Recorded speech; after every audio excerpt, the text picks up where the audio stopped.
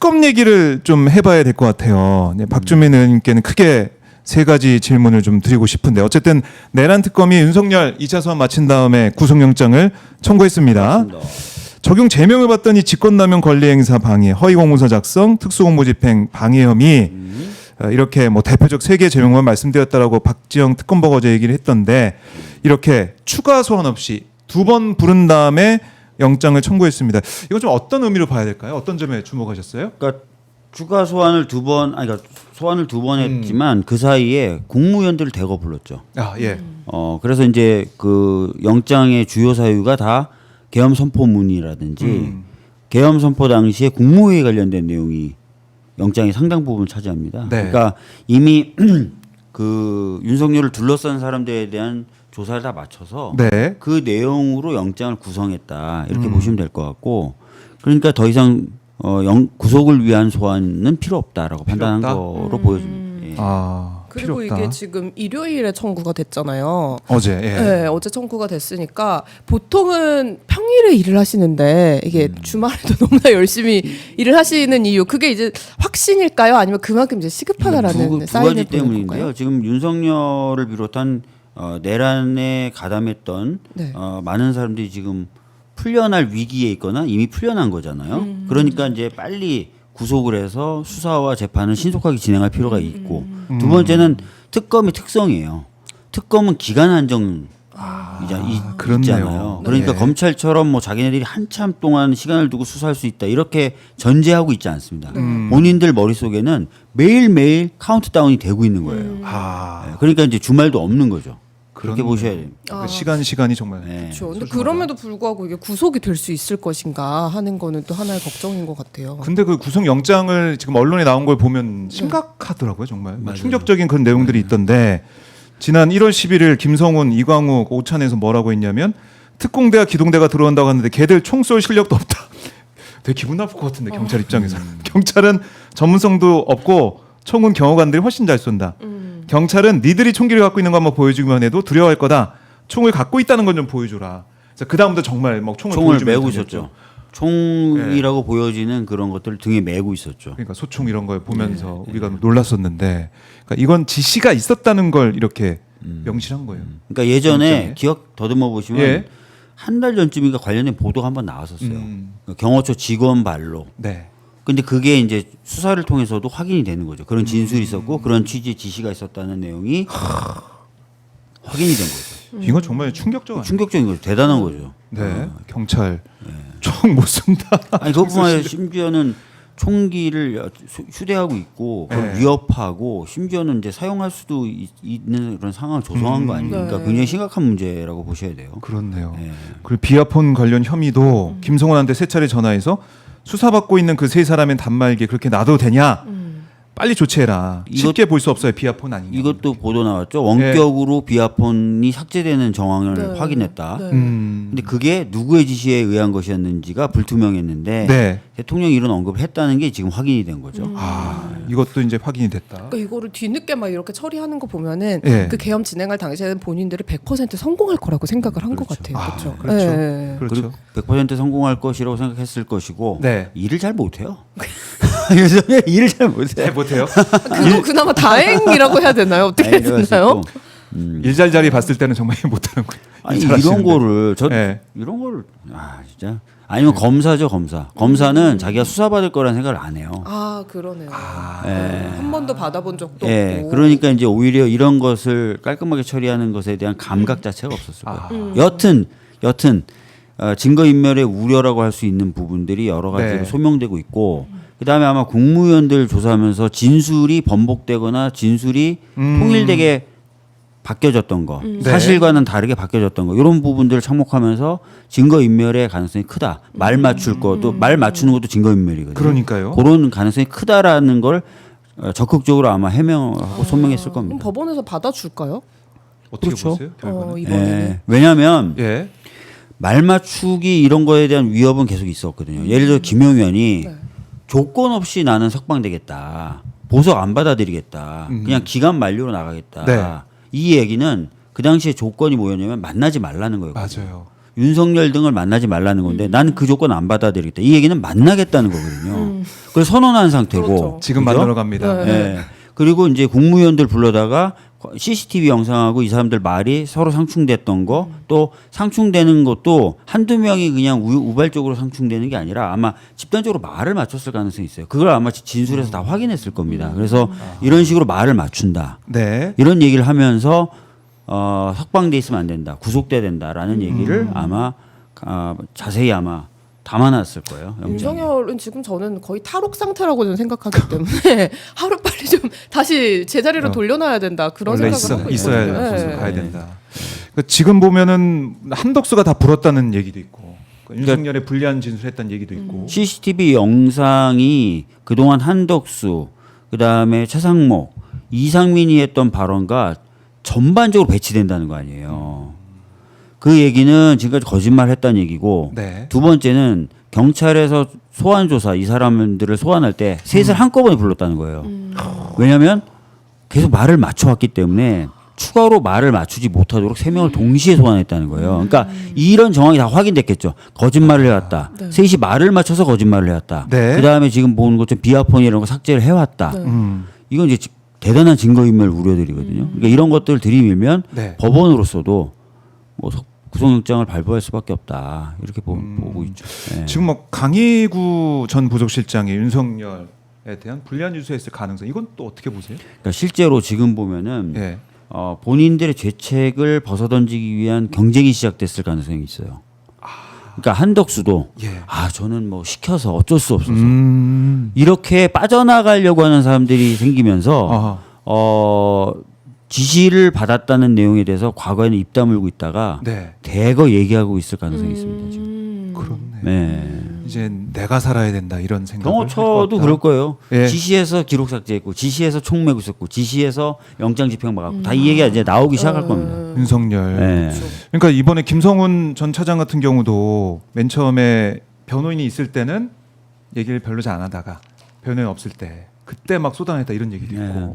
그러니까 변호인들 강희구 전 부서실장 변호인 원포인트로 지금 윤석열 쪽 변호사 한번 들어갔다는 거 아니에요? 그런 거 볼 때 뭔가 눈치 보다가 눈치 볼 게 없어지면 다 쏟아내고. 이런 걸 잘한다는 거예요. 변호사를 소개시켜주고, 그 변호사를 통해서 정보를 하고, 변호사를 통해서 조율하고, 이런 일들을 이 윤석열이 잘한다는 거예요. 그러니까 지금도 아마 이 내란 공범들 사이에 변호인들끼리는 다 얽혀 있을 거예요. 아마. 네. 임성훈 차장이 그 정도로 흔들리고 있다라는 거는 진짜로 그 갈 때까지 지금 몰리고 있다는 거 아닌가 이런 생각도 좀 듭니다. 김성훈 차장 입장에서는 지시를 안 받고 하진 않았겠죠. 네. 그리고 지시를 받아서 했다는 것은 굉장한 가명 사유예요. 네. 그러니까 그 얘기를 적극적으로 함으로써. 소명하겠죠. 근데 사실 그 뭐 풍선 이벤트 해주고 그럴 때는 네. 그렇게 막 배신할 거라는 생각을 아무도 못하지 않았을까. 대부분 친일파들이 네. 독립될 줄 모르고 그렇게 하는 거예요. 대부분 친일파들은 독립될 줄 그러니까요. 모르고 분위기 좋았으니까 네. 그때는 그냥 네. 풍선 이벤트도 하고. 그 영화 대사처럼 독립될 줄 몰랐으니까. 그리고 독립운동가들은 독립 안 되더라도 한다는 거예요. 정의로운 일이니까 그게 차이인 거예요. 그게 차이가 맞습니다. 있네요. 그러니까 윤석열이 이제 토요일에 2차 이제 뭐 소환도 됐었고 그 지금 보면은 윤석열 거짓말이 계속 이제 드러나고 있는 그런 상황인 것 같고 특검이 구속을 확신하는 이유를 보면은 어쨌든 진술을 딴 사람 상당한 다 잤을 때 진술들 상호 모순되고 그리고 합의되거나 조작된 진술들을 확인했을 가능성. 예. 그다음에 물증이라고 할 수 있는 무슨 뭐 시그널 뭐 이런 대화나 이런 것들이 삭제된 정황이라든지 이런 것들 비아폰 삭제 뭐 이런 것들을 상당히 확보하고 있을 가능성이 있다. 객관적으로 증명할 수 있는 부분이 있을 거다. 그런 것들로 소명을 할 거고 그래서 구속이 될 가능성이 매우 크다고 보기 때문에 3차 소환 일정 자체를 아예 안 잡은 거다. 예. 근데 이것도 고도의 또 심리전일 수 있죠. 법원에 예. 우리 3차 소환 일정도 안 잡았어. 딱 하면서 예. 그렇네요. 구속해줘야 돼. 예. 하는 걸 수도 있죠. 사실 체포영장이 이제 기각이 될 때도 보면은 가서 이제 조사 받겠다고 해서 윤석열이 그래서 조사 받았는데 지금도 3차 소환 안 하고 바로 영장 친 거는 이거 구속한 다음에 구속 영장을 내줄 수밖에 없는 상황으로 몰고 가고 있는 거고. 도주 우려보다는 증거 인멸 쪽에 방점을 찍었을 거예요. 그러니까 지금까지는 다 조사에 응하기도 하고 하니까 네. 도주 우려에 대해서는 뭐라고 좀 더 하기가 어려울 텐데 증거인멸에 대해서 방금 말씀드렸던 대로 여러 가지 정황으로 얘 놔두면 놔둘수록 증거가 없어질 우려가 있다. 이걸 아마 강조했을 겁니다. 네. 언제금 열릴까요? 영장 심사는? 지금 언론 보도 보면 한 7월 8일경으로 예상하고 7월 있는 8일 내일인데 화요일. 네. 아무래도 이제 목요일에 재판이 또 있으니까 네. 화요일, 뭐 수요일, 화요일 가능성이 있다. 서울중앙지법에서 열리는데 주기현 판사가 하진 않죠, 이거 영장 심사. 네, 그럴 건데 그분은 걱정은 하던 것도 좀 중단하셔야 되는 이거 거 깜짝 아니에요? 놀랐어. 법리적인 부분을 지금 말씀드렸고 네. 이제 법원의 판단 부분에 대한 걱정을 조금 말씀드릴 텐데 사실은 이제 윤석열이라는 사람이 계속해서 얘기했던 게 있어요. 계속해서 요구했던 기관이 두 개 있어요. 서울중앙지검과 네. 서울중앙지법을 계속 얘기했어요. 맞네, 그동안 영장도 계속. 서울중앙지방법원에서 받아와라. 맞아요. 사건은 서울중앙지검에서 해라. 이런 아. 얘기를 하겠는데 서울중앙지검 사건을 서울중앙지방법원이 하는 두 개가 이제 세트니까. 네. 네. 서울중앙지방법원이 왜 그러지? 뭐가 있나? 뭐 본인의 사람이 지금 그래도 그러니까 많죠. 조희대 대법원장이 등장하고 나서 인사를 열심히 했거든요. 뭐 그런 것을 보면서 그래도 네. 서울중앙지방법원은 좀 판단이 다를 거예요. 실제로 지금 계속 그러고 있죠. 근데 내란 수계가 그렇게 막 요구를 해도 되는 건가요? 그건 안 되는 거죠. 내란 속에 입 다물고 있어야죠. 네, 좀 어이가 없는 것 같아요. 근데 그래서 이 중앙지방법원에 있는 이분들이 보면 지금까지 보면 약간 지기현도 그렇고 한성진도 그렇고 약간 다르잖아요. 흐름이. 그렇네요. 약간 그런 걱정은 좀 있어요. 예. 그렇네요. 네. 그리고 지금 보면은 이제 한덕수 전 총리 같은 경우도 사후계엄 선포문 작성 폐기 관련해서 이거 지금 허위 공문서 작성 혐의로 구속영장에 윤석열 혐의로 네. 들어가 있던데 한덕수 전 총리가 공범업조 적시가 돼 있는 걸로 알려지고 있어요. 그러면은 한 전 총리에 대해서도 영장 청구 가능성이 있습니다. 그래서 이제 그거는 이제 수사 기법일 텐데요. 네. 예를 들어서 한덕수가 협조적이다. 이러면 굳이 구속 안 하죠. 우리 필요한 진술들을 해준다. 이러면 굳이 구속할 필요 없죠. 어떨 것 같아요? 그럼 한덕수 네? 전 총리 스타일 좀 아시잖아요. 열심히 지금 진술하고 있을 가능. 진술하고 있어요, 열심히. 호남 사람입니다. 갈 때보다 저 빠르게 사실 눕는- 내란 반대했어요. 이러면서 막. 다 윤석열이 시킨 거예요. 이러면서. 서로 사랑합시다. 뭐 문서 같은 것도 본인이 이제 수정하려고 했다가 문제가 될 것 같으니까 이제 뭐 그것도 나중에 폐기하고 뭐 이런 정황들도 발견이 됐잖아요. 그러니까요. 네. 그런 좀 것들이 빠져나갈 구멍을 보면서 이제 예, 그럴 가능성이 네, 있고. 아내분은 이제 열심히 점쟁이 찾아다니시고 그렇지 않을까.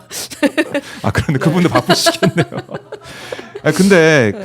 이 최상목 전 부총리 있지 않습니까? 네. 옛날 박근혜 때 네. 사실 중요한 역할을 했던 사람이잖아요. 네. 근데 그때 그 당시 어떤 얘기가 있었냐면 싹 다 불고 빠져나갔다 그런 얘기 있었잖아요.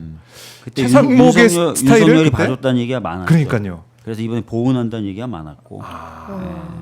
그래서 당시 최상목의 그 스타일을 한덕수가 그대로 또 따라서 뭐 그렇게 싹 다 할 수- 불고 그렇게 할 빠져나가는 수도 게 있죠. 아니냐. 그렇게 할 수도 있죠. 근데 보훈을 한다는 거는 나중에 또 본인이 뭔가를 얻을 게 있을 때 보훈을 하는 건데 네. 윤석열에게 이제 더 이상 얻을 게 없지 않나요? 맞아요. 보훈을 그러니까 할까요? 이제 적당한 선을 타겠죠. 타겠고 한덕수 같은 경우에는 뭐 지금 뭐 보훈할 것도 없고 사실상 네. 자기에 대한 어떤 형사 책임을 경감시킬 목적은 있고 하니까 진술하고 있을 가능성이 매우 커요. 네. 싹 다 불 수 있을 거다. 그럴 가능성이 있다. 그렇네요. 한덕수의 개인 스타일도 그렇고 지금 상황도 그렇고 네. 영장이 청구되는지 안 되는지 그걸 보면 좀 알 수도 있겠네요. 우리가. 근데 참 한덕수 얄밉죠. 얄미운 게 아니라 진짜 인간이 저렇게까지 그러니까 예를 들어서 네. 굉장히 국무총리 2번 하고 공직자로서는 최고의 성공을 한 사람이잖아요. 네. 그럼요. 근데 CCTV 영상이 뻔히 있음에도 불구하고 계속 거짓말을 뻔뻔하게 하고 또 그 살아보려고 말을 맞춰서 진술을 계속 하고 그죠? 심지어는 자기가 어떻게든 대선 후보가 돼서 살아남으려고 그러지 않은 그러게요. 새벽에 막 접수를 했다고 그러고. 네. 3시에 막 가서 근데 그게 또 받아들여서 대선 후보가 될 네, 뻔했잖아요. 맞아요. 진짜 아, 간악한 정말. 무리들이에요. 간악한 네. 무리들. 참 대단합니다. 꼭 간악한. 마지막은 본인이 네. 저지른 대가를 다 치르는 거를 우리가 보고 싶다는 생각이 듭니다. 음. 네. 그래요. 윤석열 사실은 뭐 2차 소환 우리가 봤지만은 아무 얘기도 안 하고 국민들 앞에 아무런 사과도 하지 않고 그냥 올라가는 모습이 국민들의 분노를 정말 끌어올렸는데 근데 표정은 보니까 거의 좀 털렸어요 다. 그죠? 심지어 네. 저녁밥도 굶었다고 네, 합니다. 그 좋아하는 저녁밥도 굶고. 그러니까 굉장히 긴박한 상황이라는 거 아닌가요? 그렇죠. 진짜 네. 긴박한 상황. 조서 검토를 5시간 했다는 거는 네, 그럼 뭐예요? 깊이 있고 날카롭고 아픈 질문들이 많이 나왔다는 거예요. 또 조사검토 5시간 했다는 거는 그 답변을 제대로 했는지를 꼼꼼히 검토를 해야 된다는 느낌을 심각하게 받은 거죠. 가장 살면서 최근 들어 가장 열심히 뭔가를 해본 시간이 아닐까 5시간 동안. 네. 그러니까 본인도 살면서. 뭔가 구속영장에 대한 청구를 좀 예감을 한 게 아닐까요? 구속될 거를 또 예감하고 있고. 표정이 되게 안 좋았고 네. 하여튼 보통 이제 뭐 한 10시간 조사받았다. 13시간, 15시간에서 네, 네. 2시간 빼면 10시간이잖아요. 맞아요. 조사받은 시간 절반 정도를 조사 검토했다는 야. 거니까 굉장히 야 이거까지 얘네들이 알아? 이것도 알아? 뭐 이런 느낌을 계속 받으면서 조사를 네. 받았을 가능성이 있어요. 한덕수 전 총리 얘기를 하셨어요. 네. 과거에 했던 증언이나 진술하고 다른 사실들이 지금 계속 드러나고 있거든요. 그럼 이렇게 되면은 다음은 한덕수 전 총리에 대한 구속영장 청구 아니냐 이런 시각도 있습니다. 어떻습니까? 이미 벌써 언론에서 이제 그런 네. 얘기들이 나오고 있고요. 얼마 전에 나온 얘기 중에 하나가 한덕수 전 총리가 그 진술했던 수사기관에서 진술했던 내용과 배치되는 내용이 CCTV에서 확인됐다라는 보도도 이제 상당 기간 전에 이미 나왔고 네. 최근에 나오는 언론 보도를 보면은 이제 강의구 전 부속실장의 진술을 토대로 기사들이 나오고 있지 않습니까? 네. 사실은 한덕수 총리의 진술은 일관되게 국무회의를 통해서 집단적 의견을 개진해서 윤석열 당시 대통령의 어떤 계엄 선포 부분을 좀 막으려고 했다. 그런 차원으로 계속 일관되게 진술을 해왔지만 지금 알려지는 것은 오히려 정반대. 계엄 선포의 정당성을 갖추기 위한 절차적 정당성을 확보하기 위한 국무회의 소집 이런 부분들을 추진한 거 아니냐라고 하는 것들이 지금 기사로 많이 나오고 있거든요. 그렇죠. 그래서 정반대 그러니까 어떻게 보면은 제 개인적 입장이든 국민들의 입장에서는 한덕수 전 총리가 말하자면 속인 거예요. 이 진술들이 맞다라고 하면. 그래서 이런 부분들과 관련해서는 정확하게 구속 사유에 들어맞긴 합니다. 왜냐하면 지금까지의 내용들이 완전히 다 거짓 진술이라고 보도에 따르면 그렇게 되는데 그게 사실이라고 한다면은 증거인멸의 가능성이라든지 도주의 우려라든지 사실 범행의 중대성은 뭐 말할 것도 없고요. 이런 구속 사유를 판단함에 있어서 중요하게 삼는 이런 것들에 부합하거든요. 그래서 저는 이런 부분들도 충분히 지금 얘기될 수 있는 부분이다. 여기까지 왔다. 이렇게 생각합니다. 한덕수 전 총리는 그동안 그렇게 얘기했잖아요. 윤석열 전 대통령의 직권남용 혐의에 나는 피해자다, 예. 피해자다라고 얘기를 했는데 지금 보면 오히려 적극 가담한 거 아니냐 이렇게 예. 볼 수 있는 부분도 있는 것 같거든요. 그렇죠. 그러니까 국무회의를 지금 말하자면 소집하는데 이제 같이 역할을 하고 그 다음에 이제 그 소위 말하는 허위 공문서 작성과 관련해서 계엄 선포문을 사후적으로 지금 작성했다라는 진술이 지금 기사로 확인되잖아요. 그렇다라고 하고 또 거기 심지어 이게 사후적으로 작성된 게 문제될 수 있으니 이거 좀 폐기해야 되는 거 아니냐라는 의견까지를 또 한덕수 전 총리가 그렇게 그 강 전 실장한테 얘기했다라는 것까지도 지금 보도가 되는 마당이기 때문에 이런 것들이 다 팩트로 확인된다라고 하면 그리고 근거가 그 물증으로 이제 뒷받침이 된다라고 하면 이거야말로 정말 지금까지 국회 본회의에 나와가지고 대정부 질문 과정에서 정반대의 진술들을 했지 않습니까? 상임위에 나와서도 마찬가지고요. 정말 당혹스러운 상황들이 지금 확인되거든요. 이거야말로 저는 구속영장 청구에 명백한 어떤 사유가 될 수 있다 이렇게 생각합니다. 정 의원님은 어떻게 보세요? 네. 저는 한 가지 예. 좀 더 말씀을 드리면 예. 한덕수 전 권한대행은 저희 당의 대통령 후보를 하려고 했던 분이에요. 예, 그 이해되지 않는 그 부분들 있지 않습니까?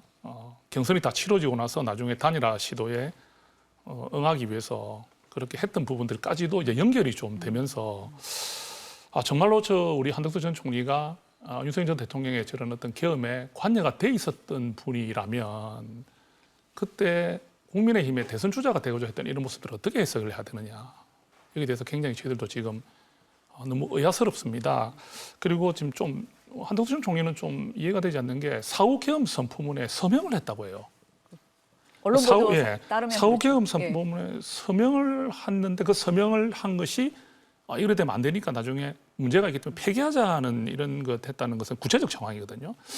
전혀 저희들이 예상치 못했던 일 아니겠습니까? 그리고 일관되게 우리가 좀 신뢰를 했던 것은 대통령의 계엄을 막으려고 했다는 것은 저희 국민들도 한덕수 전 총리가 정말 막으려 했다고 생각했어요. 저도 한덕수 전 총리는 대통령의 비상계엄을 막으려고 노력했던 분이라고 알고 있는데 지금 국무회의에 이렇게 국무위원들을 다 이제 이렇게 수사를 해보면 거기에 딱 숫자만 딱 치렀지 않습니까? 나머지 안 부른 분들은 왜 안 불렀죠? 안 부른 이유가 그럼 과연 그 국무위원들 중에서도 성향을 보고 이 계엄을 선포하는 데 있어서 반대하지 않고 따라올 만한 사람들만 골라서 불렀다는 것인지, 또 그 우리 그 대통령실의 CCTV에 나오는 그런 예상치 못했던 장면들에서 한덕수 전 총리가 하는 행적들이 많이 의심스러운 부분들이 나오지 않습니까? 그렇기 때문에 저는 아무래도 한덕수 전 총리에 대한 조사는 뭐 지금 이게 뭐 구속 여부까지 이런까지는 아직까지 잘 모르겠지만 그래도 조사가 굉장히 철저하게 이루어질 것 같고, 또 더 우리에게 많은 좀 우리가 알지 못했던 혐의들이 나올 수 있지 않겠나는 그런 우려도 됩니다. 굉장히 국민들이 봤을 때는 실망스러운 부분들이죠. 한덕수 전 국무총리에 대한 특검의 조사는 13시간 넘게 이어졌습니다. 한 전 총리는 어제 오전 출석할 때와 마찬가지로 취재진의 질문에 아무 말 없이 귀가했습니다. 계엄 사후 문건에 왜 서명을 했고 왜 폐기를 하셨는지 여쭤봐도 되겠습니까? 출국 금지 상태인 한 전 총리는 내란을 방조한 혐의를 받고 있습니다. 12.3 비상계엄 당시 선포문을 받은 것을 인지하지 못했다가 뒤늦게 뒷주머니에서 발견했고, 김용현 전 국방장관이 작성했다는 계엄 지시사항 문건도 받은 적이 없다고 증언해왔지만 12월 3일 대통령 접견실 쪽 CCTV에는 한 전 총리가 어떤 문건을 들고 있는 장면이 찍힌 것으로 확인됐습니다. 비상계엄 당일 밤 한 전 총리가 대통령 집무실에 들어가 윤 전 대통령을 따로 만났는데 이후 여러 장이 묶여있는 문건 2부를 들고 집무실에서 나온 겁니다. 특검은 한 전 총리를 상대로 CCTV 속 문건의 내용이 무엇이었는지, 계엄과 관련한 어떠한 서류도 받은 적이 없다고 주장한 이유가 무엇인지 추궁한 것으로 알려졌습니다. CCTV엔 또 국무회의가 열리기 전 국무위원들을 기다리는 듯한 모습도 포착된 것으로 파악됐습니다. 이를 근거로 특검은 한 전 총리가 계엄 선포를 전제로 국무위원들을 불러들였는지 캐물었습니다. 한편 다른 국무위원들에 대한 조사도 이어졌습니다. 안덕근 산업부 장관과 유상임 과학기술부 장관이 특검에 출석했는데 두 장관 모두 계엄 선포 전 회의에는 참석하지 않았고 계엄 해제 국무회의에만 참석했습니다. 당시 계엄 해제는 국회에서 해제 요구 결의안이 통과되고 3시간이 넘게 지나서야 이루어졌습니다. 이 때문에 2차 계엄 시도 의혹도 제기된 바 있습니다. MBC 뉴스 차현진입니다. 위헌적으로 이뤄진 비상계엄 닷새 만인 지난해 12월 8일 한덕수 당시 국무총리는 돌연 한동훈 국민의힘 대표와 함께 공동 담화에 나섰습니다. 한치의 국정공백도 있어선 안 된다면서 계엄 해제안 표결에 대거 불참했던 당시 여당과 함께 전국을 수습하겠다는 거였습니다. 여당과 함께 지혜를 모아 모든 국가 기능을 안정적이고 원활하게 운영하겠습니다. 그 국정공백을 불러일으킨 계엄 당시 총리로서 무엇을 했냐는 질책에는 구체적인 답을 피했습니다. 윤 전 대통령 탄핵소추로 권한대행을 맡은 뒤에는 비상계엄이 잘못된 것이었다면서도 정작 국회에서 통과된 내란특검법을 처리하지 않는 모순된 행보를 보였습니다. 압권은 여야 합의로 추천한 헌법재판관 3명을 임명하지 않은 거였습니다. 이에 따라 9명 중 3명의 자리가 비면서 재판관 6명 중 1명만 반대해도 윤 전 대통령의 탄핵이 기각되는 상황이 한동안 유지됐습니다. 형식적인 절차에 불과했던 헌법재판관 임명을 미루며 권한대행은 최소한의 권한만 써야 한다고 주장했던 한 전 총리는 대통령의 고유 권한인 거부권은 수차례 쓰며 쟁점 법안들의 처리를 막았습니다. 결국 자신도 국회에서 탄핵 소추됐지만 기각 결정으로 석 달 만에 복귀한 뒤에는 마지막 소임으로 대선을 잘 관리하겠다고 공언했습니다. 이후 계속되는 국민의힘의 차출론에 모호한 태도를 이어가다 공직자 사퇴 시한을 사흘 앞두고 돌연 대권 도전을 선언했습니다. 저도 호남 사람입니다. 서로 사랑해야 합니다. 아껴야 합니다. 하지만 김문수 국민의힘 후보와의 단일화에만 매달리더니 한밤 후보 교체 파동 끝에 결국 9일 만에 물러났습니다. 계엄으로 혼돈에 빠진 국정을 수습해야 할 대통령 권한대행을 맡았지만 시종일관 모순적이고 이해할 수 없는 행보로 혼란을 증폭시킨 한 전 총리. 자신이 그토록 막고자 했던 내란특검 수사가 본격화하면서 이제 그 의문스러운 행적의 비밀도 풀리게 될 것으로 보입니다.